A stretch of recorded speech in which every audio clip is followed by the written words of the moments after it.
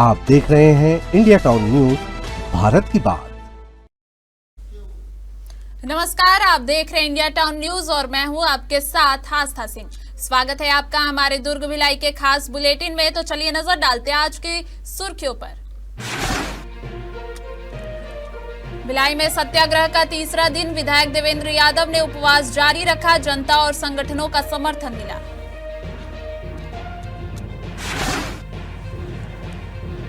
दुर्ग medical college का रास्ता खस्ताहाल, मरीज और राहगीरों को हो रही परेशानी, सड़क निर्माण का बजट 2025 में मिलेगा। दिवंगत आरक्षक परिवार को चेक प्रदान किया गया। एमओयू के तहत चेक वितरण समारोह आयोजित, एसबीआई और पुलिस अधिकारी उपस्थित रहे। कांकेर हिंसा के विरोध में प्रदेश भर में आक्रोश, 24 दिसंबर को छत्तीसगढ़ बंद का आह्वान, चैंबर ऑफ कॉमर्स और सर्व समाज का समर्थन। चलिए बढ़ते हैं खबरों की ओर। कांकेर जिले के आमाबेड़ा क्षेत्र में आदिवासी और धर्मांतरित समुदाय के बीच हुई हिंसक झड़प के विरोध में सर्व समाज ने 24 दिसंबर को प्रदेश व्यापी छत्तीसगढ़ बंद का ऐलान किया है। चैंबर ऑफ कॉमर्स ने भी इसे पूर्ण समर्थन देने की घोषणा की है। छत्तीसगढ़ सर्व समाज ने कांकेर जिले में हुए हिंसक संघर्ष के विरोध में 24 दिसंबर को प्रदेश व्यापी बंद का ऐलान किया है। चैंबर ऑफ कॉमर्स ने भी इस बंद में सहयोग का भरोसा दिया है और सभी दुकानदारों से अपने प्रतिष्ठान बंद रखने की अपील की है। सर्व समाज के प्रतिनिधियों ने कहा कि यह आंदोलन किसी धर्म के खिलाफ नहीं है, इसका उद्देश्य अपने धर्म, परंपरा और सामाजिक एकता की आरक्षा करना है। उन्होंने सभी सनातनियों से एकजुट होने की अपील की है और कहा कि कमजोर वर्गों की सुरक्षा और हिम्मत को बनाए रखने के लिए अब समय साथ खड़ा होने का है। प्रशासन भी स्थिति पर नजर बनाए हुए है और 24 दिसंबर को बंद को लेकर तैयारियां पूरी हैं। जो आमाबेड़ा में जो घटना हुई घटी है कांकेर में, उसके विरोध में जिस तरीके से यहाँ के जो एसपी और बाकी अधिकारियों द्वारा एक पक्षी कार्रवाई की गई, उसके विरोध में और जो छत्तीसगढ़ में जो धर्म विधेयक जो कानून है उसकी मांग को करते हुए यह बंद का आह्वान किया जा रहा है। इस प्रकार की कार्रवाई जिला प्रशासन, पुलिस प्रशासन, वहां पे आप लोग देखे होंगे एक पक्ष के ऊपर ही जो एफआईआर जो दर्ज हुआ है ना, और जिस तरीके से जो जनजाति समाज जो थे उनके ऊपर जिस तरीके से हमला हुआ है, उनको जिस तरीके से चोटें आई हैं, उन पर कोई कार्रवाई नहीं हुई। एक पक्षी कार्रवाई का विरोध है और ऐसी घटना, छत्तीसगढ़ शांति का टापू है, शांति से रहना पूरा, अगर कोई घटना हमारे पड़ोस के जिले में होती है उसके कारण से पूरा वातावरण अगर पूरे प्रदेश में बदल रहा है, लोग भयाकुल हो रहे हैं, तो ये माने हम लोग का भी एक, हम लोग जिस जाति समाज से सभी लोग हैं, यहाँ पे अलग अलग जाति समाज के सब लोग रहते हैं, उनमें भी कहीं ना कहीं भय लगता है कि हम लोग ऐसे जगह में और ऐसी घटनाएं घट रही हैं। और एक भीम आर्मी का नाम आया, उनके लोग जिस तरीके से सपोर्ट करके, तो ऐसे लोगों पे कार्रवाई होनी चाहिए जो लोगों को उकसा रहे हैं। तालाब में डूबने से दिवंगत हुए आरक्षक विक्रम सिंह के परिवार को पुलिस सैलरी पैकेज के तहत 1 करोड़ रुपए का चेक प्रदान किया गया। चेक वरिष्ठ पुलिस अधीक्षक, एसबीआई क्षेत्रीय प्रबंधक और शाखा प्रबंधक की उपस्थिति में सौंपा गया। यह बीमा दुर्घटना में मृत्यु या विकलांगता पर दिया जाता है। दुर्ग जिले में तालाब में डूबने से दिवंगत आरक्षक क्रमांक 776 विक्रम सिंह के परिवार को पुलिस सैलरी पैकेज का लाभ मिला है।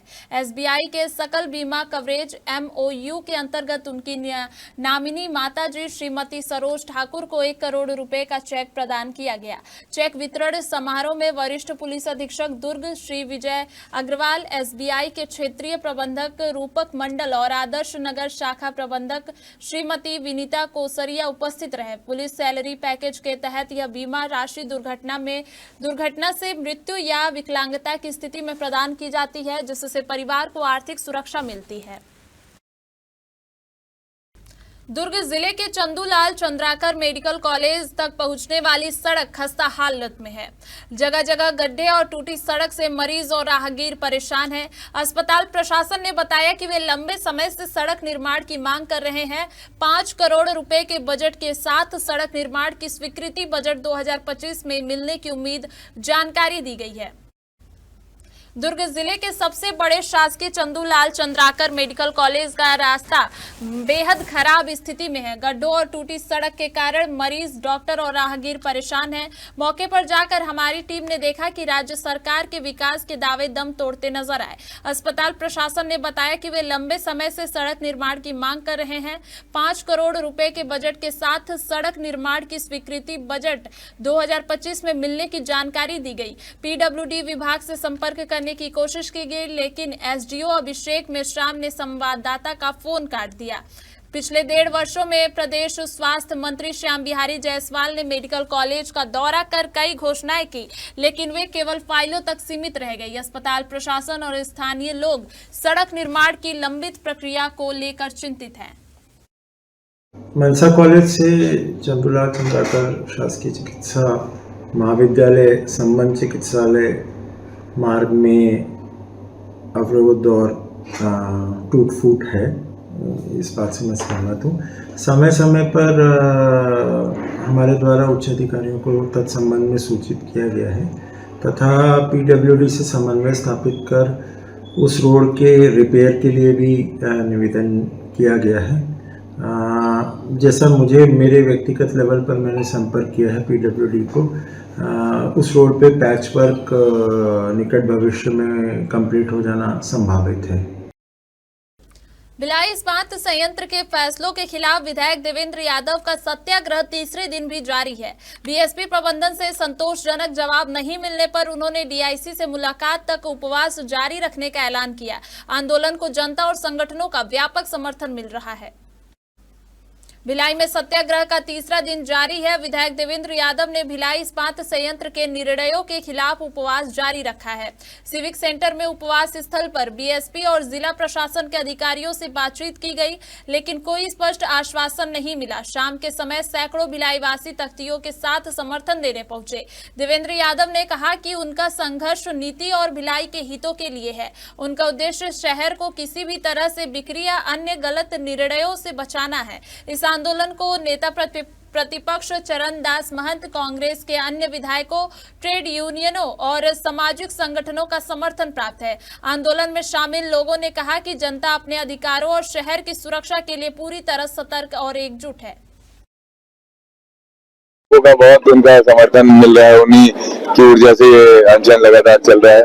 बीएसपी के लोग आए थे, कोई सार्थक बात नहीं हुई, तो हम बातचीत करना चाहते हैं। जब वो बातचीत करेंगे उसके बाद हम आगे बढ़ेंगे, तो हम इंतजार करेंगे कब वो बातचीत करेंगे हमसे। इससे कल इंतजार है?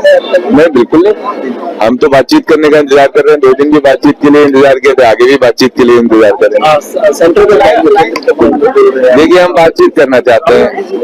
हाँ, राहुल जी को भी इसके बारे में हम पूरी इस भिलाई जो नेहरू जी के ने कहा था आधुनिक तीर्थ, उसको जो बेचा जा रहा है उसके बारे में हम हमारे नेता आदरणीय राहुल जी को भी उसके बारे में बताएंगे, उन तक भी सारी सूचना पहुंचाएंगे, पार्टी की हाईकमान में पहुंचाएंगे।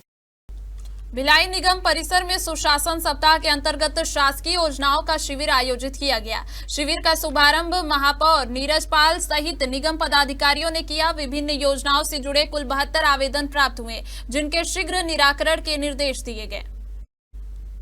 भिलाई नगर निगम परिसर में सुशासन सप्ताह के तहत शासकीय योजनाओं का शिविर आयोजित किया गया। शिविर का शुभारंभ महापौर नीरज पाल, सभापति गिरवर बंटी साहू एवं आयुक्त राजीव कुमार पांडे ने दीप प्रज्वलित कर किया। इस अवसर पर उपायुक्त दिनेश केशरिया ने उपस्थित अधिकारियों और कर्मचारियों को सुशासन सप्ताह की शपथ दिलाई। 23 दिसंबर को आयोजित इस शिविर में प्रधानमंत्री Awas Yojana, pension, ration card, NULM, सड़क, नाली, पेयजल और स्ट्रीट लाइट से संबंधित कुल 72 आवेदन प्राप्त हुए। साथ ही परिवहन विभाग द्वारा ड्राइविंग लाइसेंस के लिए स्टॉल भी लगाया गया। निगम आयुक्त ने सभी आवेदनों के शीघ्र निराकरण के निर्देश दिए हैं।